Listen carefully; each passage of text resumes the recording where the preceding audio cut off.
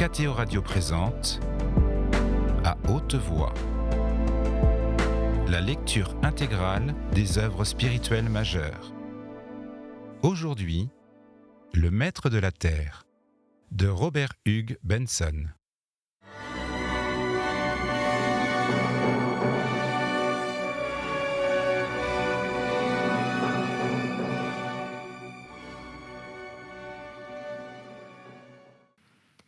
Et tous les chemins de la pensée du prêtre aboutissaient à la conclusion, aussi, que Jésus-Christ était l'incarnation de ce Dieu souverain, ayant prouvé sa divinité par sa mort, sa résurrection et la suite miraculeuse de son Église jusqu'à Jean, son dernier vicaire. Toutes ces choses étaient comme des vertèbres de l'univers, des faits supérieurs au doute, immuablement vrais. Si ces choses n'étaient pas vraies, c'est que rien, nulle part, n'était qu'un vain rêve. Des difficultés ? Oui, certes, il y en avait, et en très grand nombre.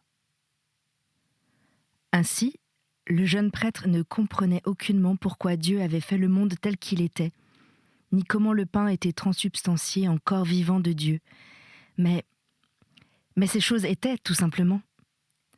Percy songeait au voyage qu'avait fait son esprit depuis le jour où, dans son ardeur juvénile, il avait cru que toute vérité divine pouvait être démontrée dans le domaine intellectuel. Maintenant, il avait appris, pour toujours, que le naturel en appelait au surnaturel, que la pauvre raison humaine, assurément, n'était pas en état de contredire les mystères de la religion, mais qu'elle ne pouvait les prouver adéquatement qu'en admettant, d'abord, la révélation comme un fait, c'est-à-dire en se plaçant à un point de vue où l'âme écoute docilement la foi et l'esprit divin. Jamais il ne s'était rendu compte de l'innombrable quantité des objections que pouvait faire naître le dogme chrétien, quand on le considérait du dehors, à la lumière d'une certaine critique nécessairement condamnée à n'en laisser voir qu'une apparence trompeuse. Et jamais, non plus, il n'avait mieux senti la profonde inanité, le néant éternel et fatal de ces objections. Ainsi, la fermeté de sa foi apparaissait-elle à Percy décidément assurée et inébranlable. En présence de la catastrophe qu'il prévoyait imminente, il songeait avec joie que, du moins, son âme serait à l'abri de la destruction. Mais sous cette certitude confiante de son cœur de croyant, il y avait sa curiosité d'homme, de témoin étonné du spectacle de la vie. Pourquoi ? Pourquoi tout cela était-il permis ? Comment était-il concevable que Dieu n'intervînt pas et que le Père des hommes autorisa la race tout entière de ses enfants à se soulever contre sa personne ? Que comptait-il faire ? Est-ce que ce silence continu ne se romprait jamais ? Est-ce que ces millions d'âmes de toutes les nations, qui naissaient et mouraient dans le blasphème, est-ce qu'elles n'étaient point, elles aussi, les agneaux de son troupeau ? À quoi donc était destinée l'Église catholique, si ce n'était pas à convertir le monde ? Et pourquoi, en ce cas, le Dieu Tout-Puissant avait-il permis à cette Église de se trouver réduite à une poignée de fidèles, tandis que, d'autre part, le monde trouvait sa paix en dehors d'elle et de lui ? En face de soi, Percy revoyait le monde, cette folie qui s'était emparée des peuples, les histoires étonnantes que le téléphone venait de lui apporter. À Paris, des hommes et des femmes, avec l'ivresse mystique des anciennes bacchantes, s'étaient percé le cœur publiquement sur la place de la Concorde, en criant à une foule non moins enthousiaste qu'ils avaient assez longtemps vécu et ne pouvaient point survivre aux délices de cette divinisation définitive de l'humanité. À Séville, dans un concert, une danseuse célèbre était morte de joie, au milieu d'une figure de ballet, en apprenant l'acceptation de Felsenbourg. Dans une vallée des Pyrénées, ce matin même, tous les catholiques avaient été crucifiés par les paysans que leur excès d'allégresse avait tout à coup rendus furieux. En Allemagne, 3 évêques avaient abjuré, et ceci, et cela, et 1000 horreurs qui s'étaient produites trop rapidement pour pouvoir être prévues ou arrêtées. Et Dieu continuant à ne faire aucun signe, à ne dire aucun mot. Il y eut un petit coup à la porte, et Percy, brusquement redressé, vit entrer de nouveau le vieux cardinal. Le vieillard paraissait horriblement usé. Ses yeux avaient une sorte d'éclat profond qui révélait de la fièvre. D'un petit geste, il invita Percy à s'asseoir, et lui-même s'assit dans un fauteuil, tremblant un peu et rassemblant ses pieds, bouclés d'argent, sous sa soutane noire aux boutons rouges. « Il faut que vous m'excusiez, mon enfant. Je suis anxieux pour la sécurité de l'évêque. Il devrait être ici à cette heure. » Il s'agissait de l'évêque de Southwark, qui avait quitté l'Angleterre dans la matinée de ce jour. Il avait bien promis de venir tout droit à Rome, Éminence. Oui, il devrait être ici depuis 23 heures. C'est bien minuit qui sonne, n'est-ce pas ? En effet, on entendait les tintements des horloges. Tout était très calme à présent. Dans la journée, l'air avait été vibrant de clameurs et de bruit. La foule des Romains s'était promenée par les rues, commentant la grande nouvelle. Et d'autre part, on disait que des bandes d'ouvriers des faubourgs avaient réussi à se glisser dans la ville en chantant des refrains anti-religieux. Mais de très bonne heure, les portes avaient été fermées. L'incident pouvait tout au plus inquiéter comme un indice de trouble à venir. Après quelques minutes de silence, le cardinal parut commencer à se remettre de son épuisement. « Vous paraissez fatigué, mon père, » dit-il à son jeune ami d'un ton affectueux. Percy sourit. « Et votre éminence ?» demanda-t-il. Ce fut au tour du vieillard de sourire. « Oh moi, dit-il, je n'en ai plus pour longtemps. Et ensuite, mon père, ce sera à vous de souffrir. » Percy sursauta vivement, épouvanté. « Mais oui, reprit le cardinal, la chose est déjà arrangée avec le Saint-Père. C'est vous qui me succéderez. Inutile d'en faire un secret. »« Éminence, » murmura Percy d'une voix implorante. Mais le vieillard l'arrêta, d'un geste de sa maigre main ridée. « Oh, je comprends ce qu'il en est, » dit-il doucement. « Vous préfériez mourir, n'est-ce pas, et rester en paix ? Il y en a bien d'autres, allez, qui désirent cela. Mais il faut que nous souffrions d'abord. Et pati et mori. Père Franklin, il faut accepter l'épreuve sans hésiter. » Une fois de plus, un long silence suivit. La nouvelle qui venait d'être révélée à Percy était trop imprévue et trop surprenante pour produire en lui autre chose que la sensation d'un choc douloureux. Jamais l'idée ne lui était venue que lui, un homme de moins de 40 ans, pût être considéré comme le successeur désigné de ce sage et patient vieux prélat.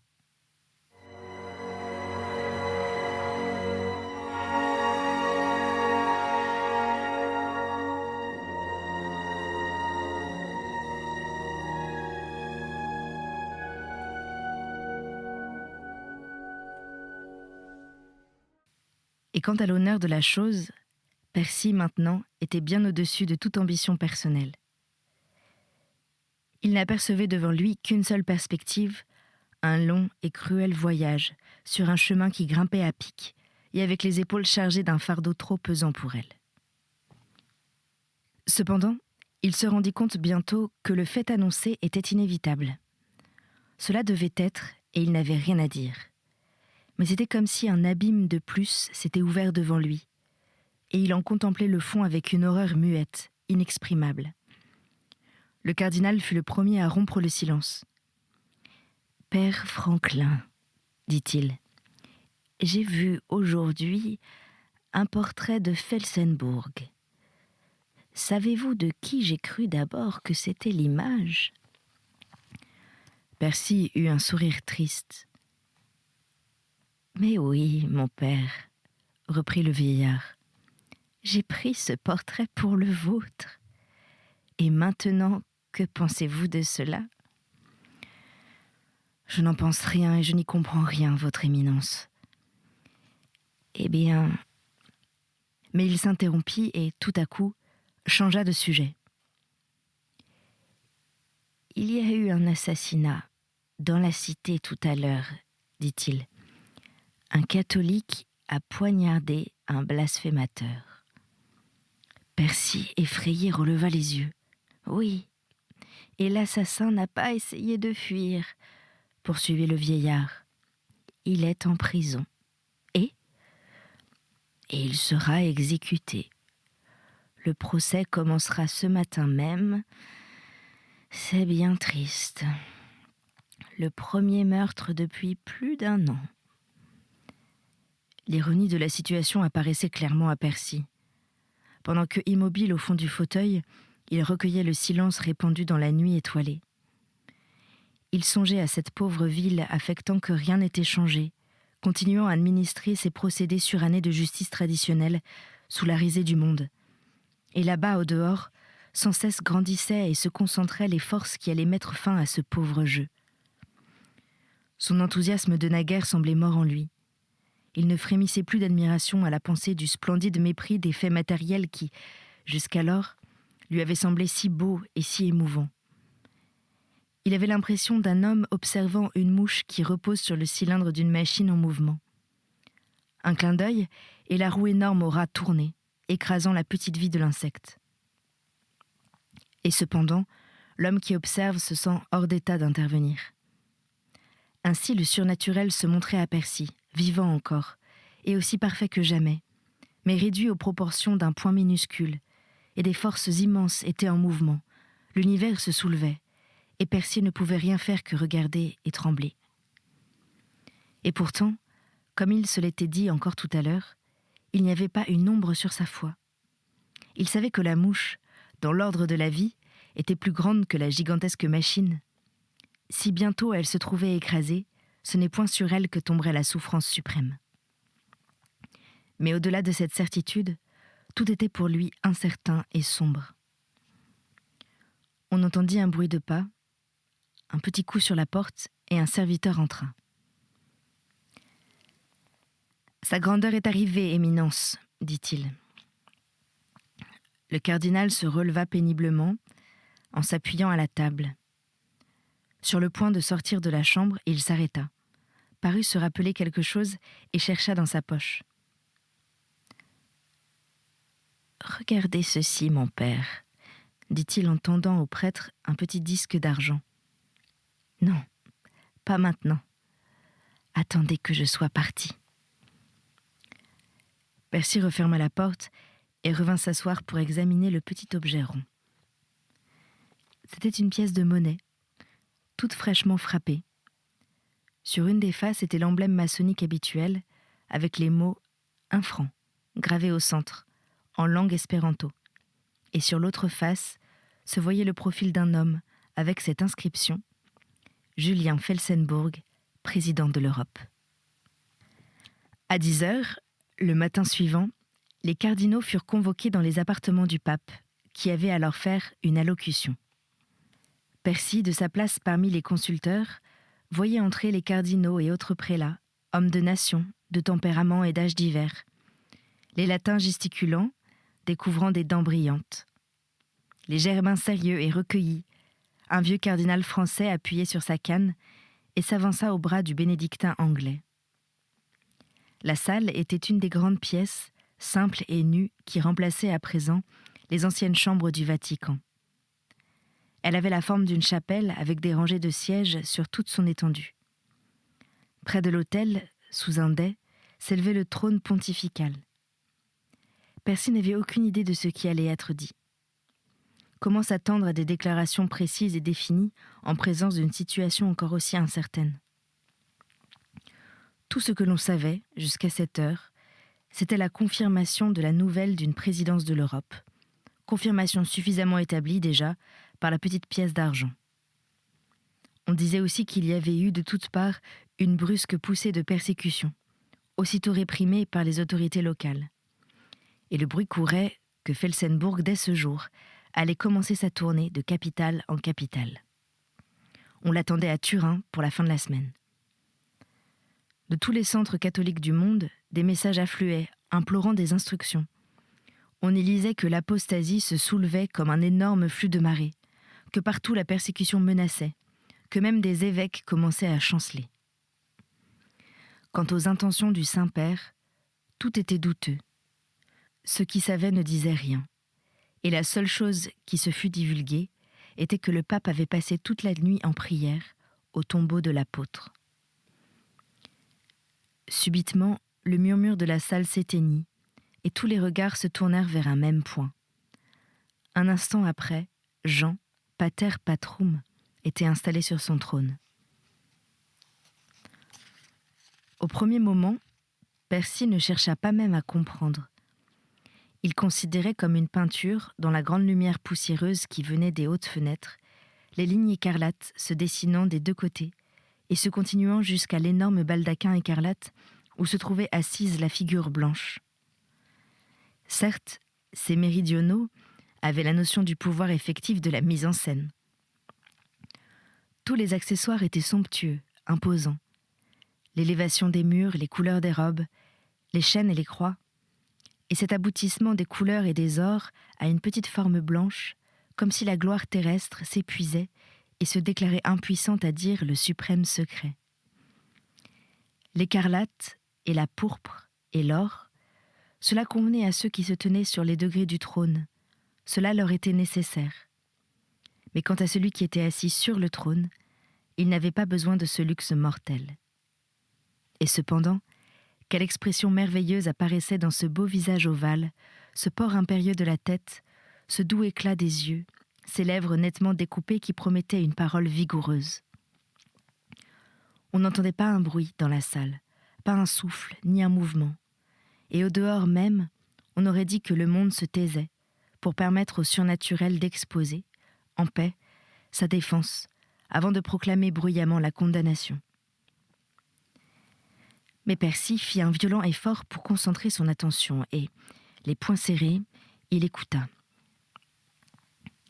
« Or, puisqu'il en est ainsi, mes fils en Jésus-Christ, c'est à nous de répondre. Comme nous l'enseigne le docteur des gentils, nous ne luttons point contre la chair et le sang, mais contre les principautés et les puissances, contre l'esprit du mal dans les hauts lieux. Et c'est pourquoi, nous dit encore l'apôtre, armez-vous de l'armure de Dieu. Et de cette armure, il nous en explique l'espèce, la ceinture de la vérité, le bouclier de la justice, les souliers de la paix, l'écusson de la foi, le casque du salut et le glaive de l'esprit. Voilà donc avec quelles armes la parole de Dieu nous ordonne de combattre, mais non pas avec une épée, car, en vérité, le royaume de Dieu n'est pas de ce monde. C'est pour vous rappeler les principes de cette lutte que nous vous avons rassemblés en notre présence. » La voix s'arrêta. Il y eut un mouvement général, le long des sièges, comme un unanime soupir après un effort trop tendu. Puis la voix reprit, sur un ton un peu plus élevé.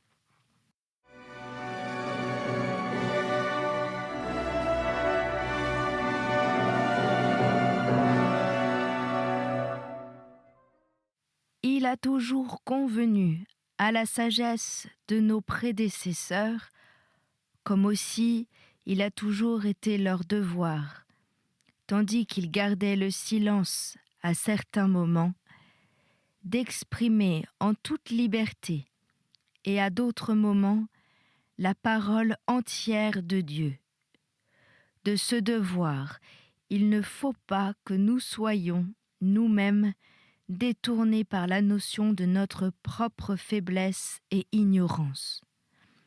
Mais plutôt, il faut que nous ayons confiance que celui qui nous a placés sur ce trône daignera parler par notre bouche et faire servir nos paroles à sa gloire. En premier lieu donc, il est nécessaire que nous fassions connaître notre sentiment sur ce mouvement nouveau comme on l'appelle, qui a été inauguré de nos jours par les maîtres du monde. Certes, nous ne négligeons ni ne dédaignons les bénédictions de la paix et de l'union, mais nous ne pouvons pas non plus oublier que la présente apparition de ces choses sur la terre a été le fruit de maintes autres choses que nous avons condamnées.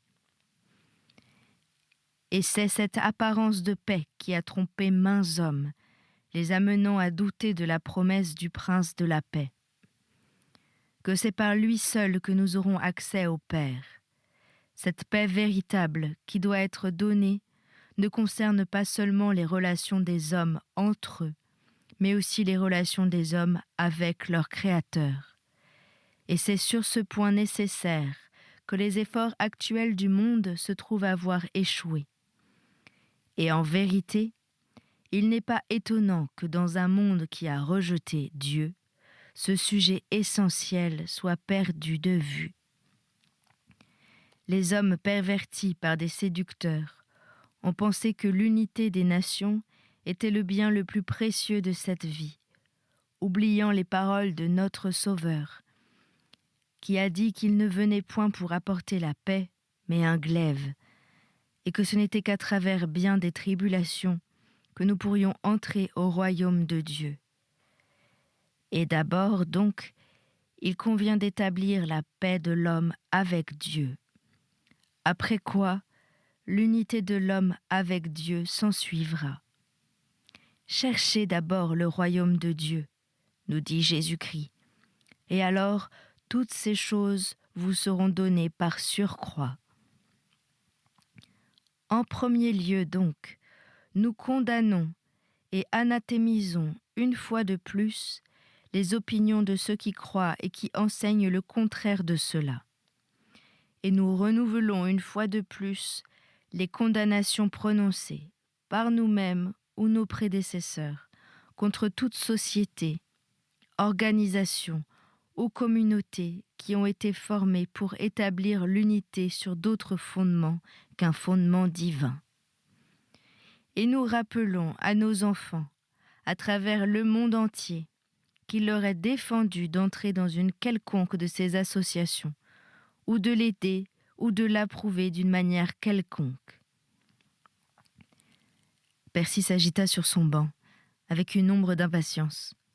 Certes, la manière était superbe, tranquille et imposante, comme le courant d'un grand fleuve, mais la matière, le fond, lui semblait un peu bien banal. Dans des circonstances comme celle-là, recommencer simplement l'ancienne réprobation de la franc-maçonnerie. En second lieu, poursuivit la ferme voix, nous désirons vous faire connaître nos intentions pour l'avenir. Et ici, nous allons avoir à aborder un terrain qui risque d'être considéré comme dangereux.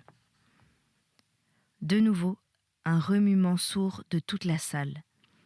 Percy vit 3 ou 4 cardinaux se pencher en avant, la main en trompette contre l'oreille, pour mieux entendre. Évidemment, quelque chose d'important allait venir.